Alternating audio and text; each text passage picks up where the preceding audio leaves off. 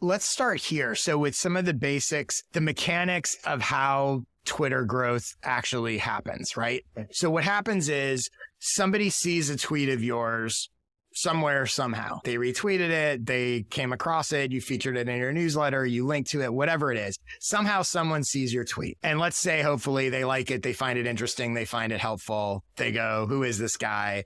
They click on your profile, they go to your profile page. They're on your profile page for a specific purpose. They're actively deciding, should I follow this guy or not? So with that in mind, your profile page is essentially like a sales page or a landing page for why someone should follow you. So everything on it should be geared towards that in mind, the conversion, especially the stuff at the top. So your bio is not about you. Your bio is about convincing people the value they will get to follow you.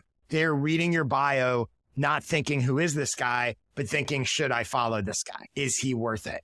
So the elements you have static, you have a banner, you have your bio, you have your website link, and then you have a pinned tweet.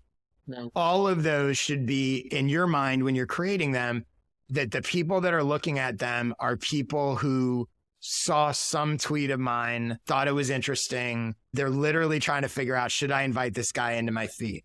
How can I use those 4 key elements to convince them to invite me into their feed specifically? With that in mind, I just want to pull up your account. Don't worry, I'm not going to pick on you. For anyone listening, it's at Andrew Methven. We'll link it in the show notes. But so with that in mind, putting myself in the head of people that like they saw some tweet of yours, they're not quite sure who you are, right? So they go to your banner image is blank. So that's just a missed opportunity. Your bio currently says mastering modern Mandarin 180 at a time, author of Slow Chinese, columnist at the China Project, tweets about Chinese language trends. It's about who you are and what you do. It's not about who you help and what they get.